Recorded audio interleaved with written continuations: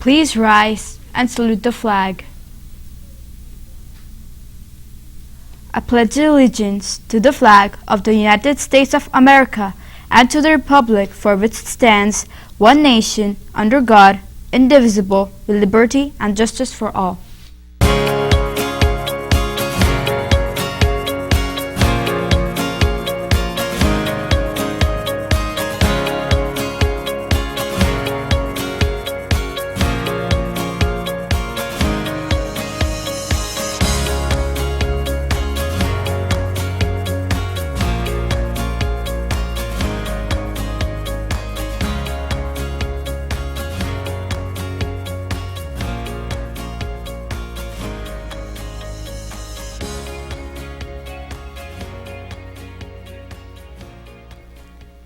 Good morning and welcome to RPtv. Today is Tuesday, December 3rd, 2019.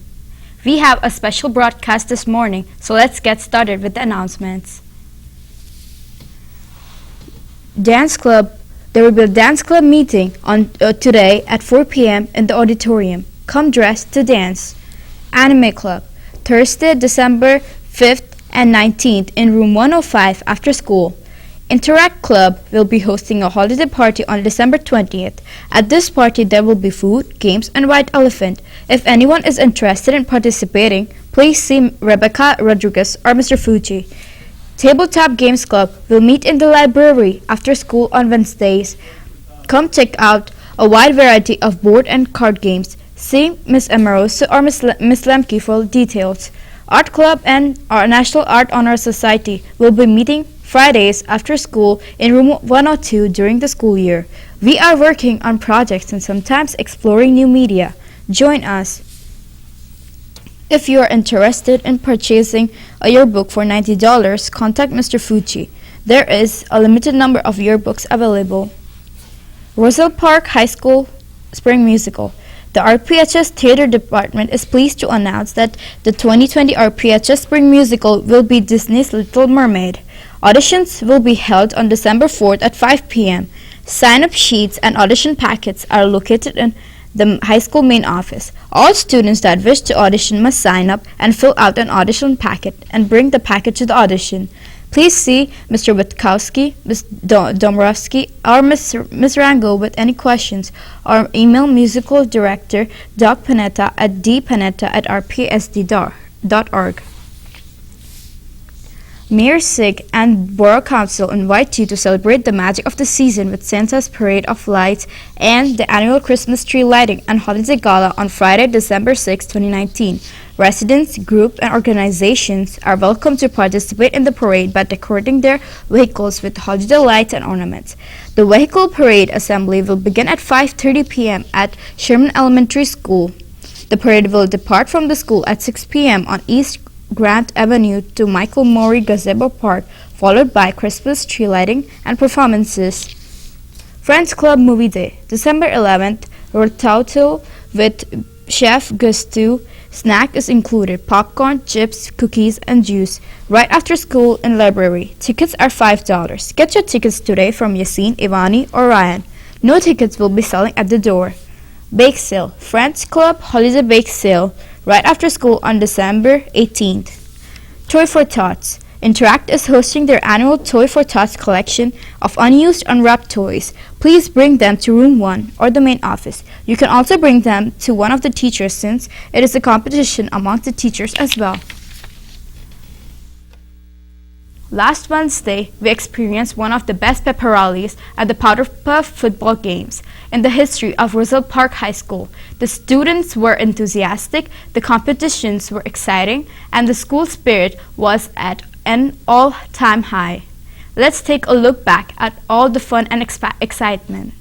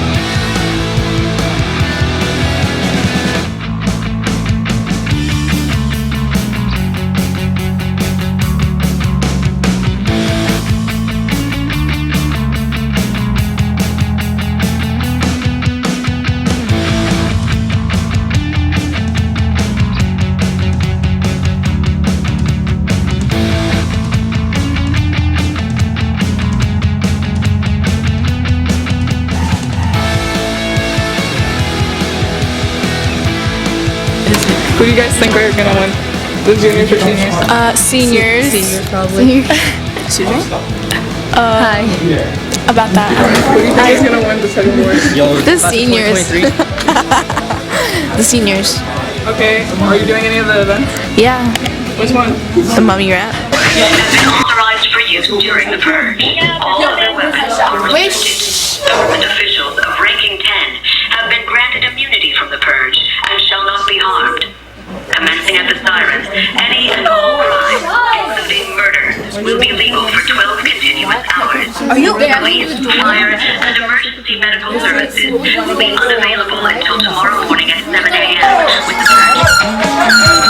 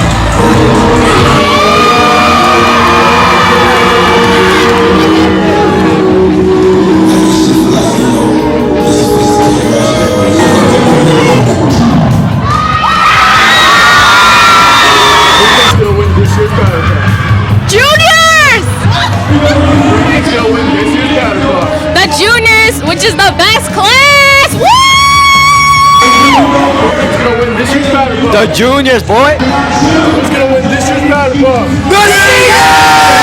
Who's gonna win this year's battle ball? Juniors!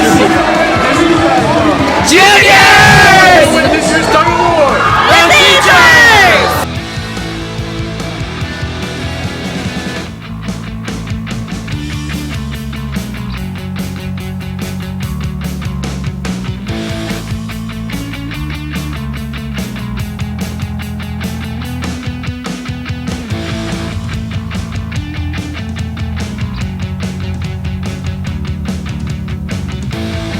Okay, how does it feel winning the tug of war? It was very unexpected, but I'm glad that we pulled out the win, and we have to bring this on next year.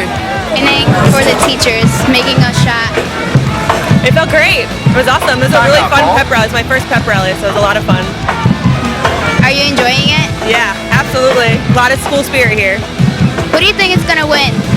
The seniors or juniors? Tough call. I don't know. I don't want to make any enemies. It's a tough call, but seniors are looking strong right now. Who do you guys think is gonna win the game? Seniors! How does it feel being participating here today at the PEP? It honestly feels great to be part of this school, but I'm just really upset that we lost. I wanted to come in, be new, show off my skills that I had, and be a winner, and we failed. We failed as teachers.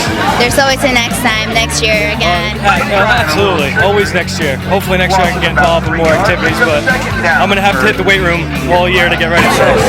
Who do you think is gonna win? Seniors, Are you sure? confident. Why are you sure? I just think they have the ability to beat the juniors. They're on a roll right now. I think they're going to win. They're my favorites to win. Who do you think is gonna win? Seniors or juniors? The juniors are gonna win because they're most athletic. Do you guys think are gonna win the football game? Yes, I do.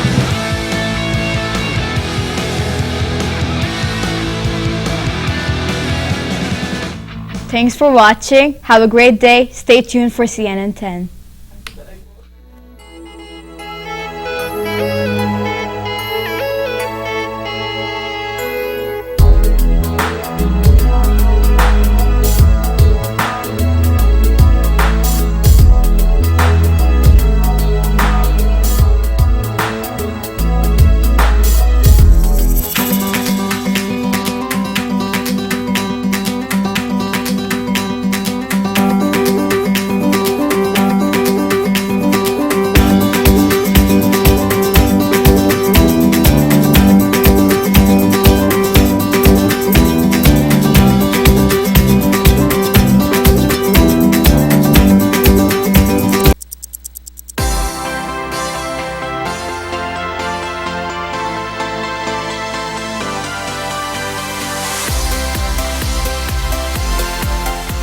Hi, I'm Carl Azus for CNN 10, and thank you for taking a few minutes to get up to speed on world events. An objective update on the impeachment investigation concerning the U.S. House of Representatives and U.S. President Donald Trump is our first subject today. Here's what's happening.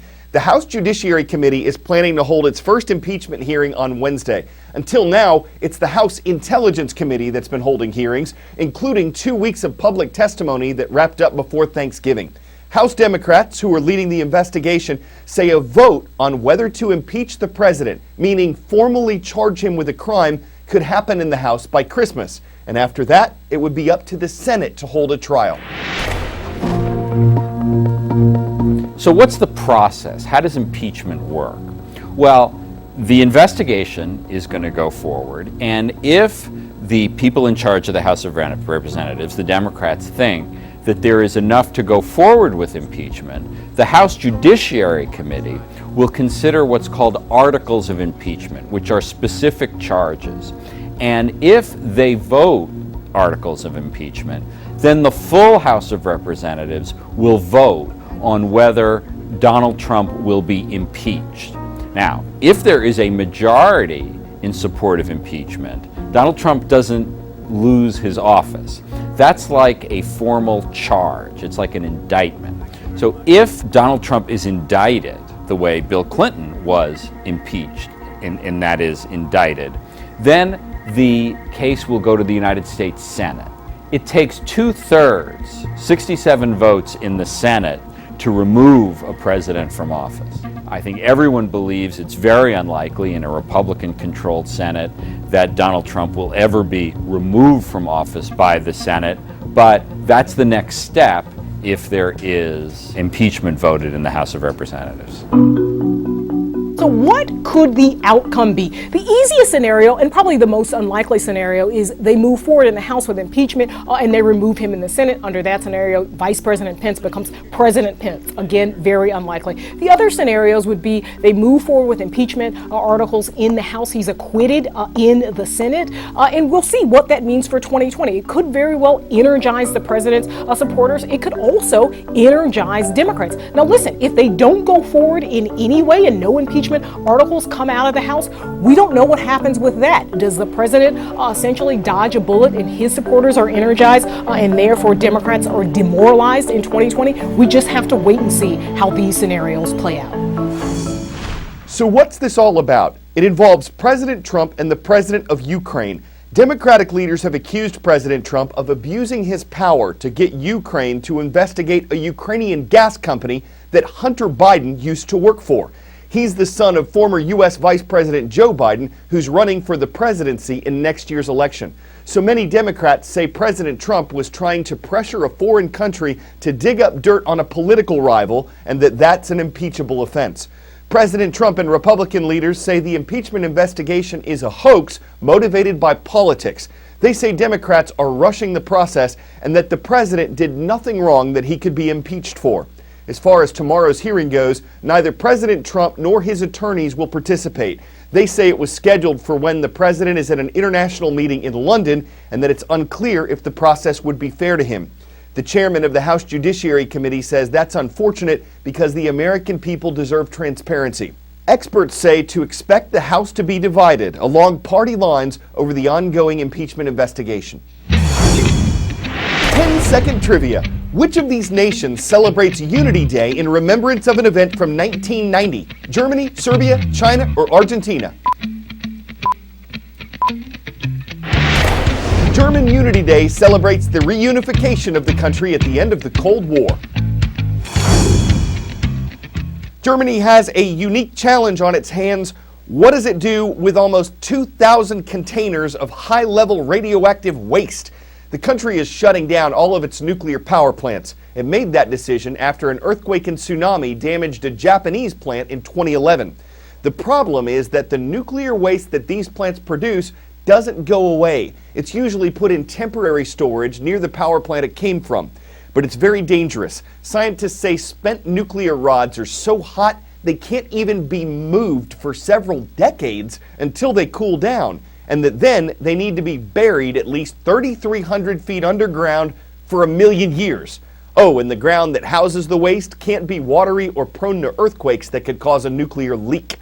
Germany does not plan to export the waste to another country. Researchers there are on the hunt for a burial site in Germany, and a number of communities are fighting to keep it from getting buried near them. Assuming a place is found, another challenge is figuring out how to warn distant future generations who may have a very different language system than ours that the nuclear burial site is not something they want to explore. We've talked a lot about plastic pollution in our oceans. There are a number of companies working on edible containers, think bowls and spoons, to cut down on that. But at this point anyway, they come at a price. The edibles you're about to see cost 33 cents a piece if you buy them wholesale, meaning in bulk. A foam bowl retails for about 3 cents. But could the more expensive option be both healthy and friendly to the environment? The beaches of Cape Town, like many around the world, are littered with food containers like these. This kind of waste bothered Georgina de Kock so much that she was inspired to come up with a product that would eliminate it altogether. It's called Munch Bowls. When did you come up with the idea to come up with an edible plate? It really started of thinking, what alternatives are there? Because someone asked me to create something for them to hold curry and rice. I wanted to make it a wholesome product as well. It's no use saving the world and you give people food that is not good for them. Yeah, no preservatives. No preservatives, I see. So how do you preserve this then? Just naturally? Rooibos. Why did you think of using that ingredient? It was quite amazing. I was at a talk show specifically on rooibos, and then they mentioned it is actually a natural preservative. And this was like, wow, because I was looking for something. And I tested that, and it actually does work. Normally these bowls are machine processed, but today Georgina has prepared a few bowls by hand. How long can it stay like this without getting soggy and you picking it up and there being a total disaster and mess? At least 5 hours. 5 hours? Mm-hmm. And you can heat it up in the microwave too. What? Mm-hmm. 5 hours? How did you come up? How does that work? Well, you experiment and then suddenly you get a surprise and it works. The soup du jour, lentil, warmed in the microwave, but the bowl is still crisp. Good to do this. Yeah? It's pretty good. Do you like it? I do. Munch Bowls come in different flavors for sweet and savory food. And while this is not the only edible tableware on the market, the company says they're in high demand. But for innovations like Munch Bowls to completely eliminate single-use plastics, they have to overcome one hurdle: price. It is much more expensive than plastic. I think eventually it will become cheaper as we can produce more. Now, we don't have a problem with our export market. They realize the need for this product, and they are actually quite proud to be more green, eco-friendly.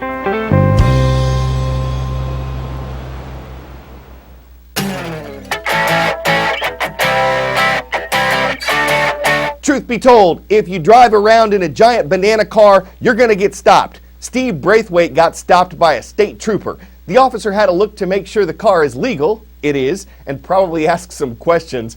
This is the record holder for longest custom banana car. Braithwaite built it himself. He tours the country giving people rides for whatever they want to pay. And instead of a ticket, the officer gave him 20 bucks. And after that, well, we wish we could say he peeled out. You wouldn't want to drive a banana car like a banana slug. It wouldn't be nearly as stimulating. Sure, the officer might have thought he slipped up, might have given him a bunch of tickets, but it would have made the story even more fruitful, y'all. I'm Carl Azus, and CNN 10 will be Bananac tomorrow.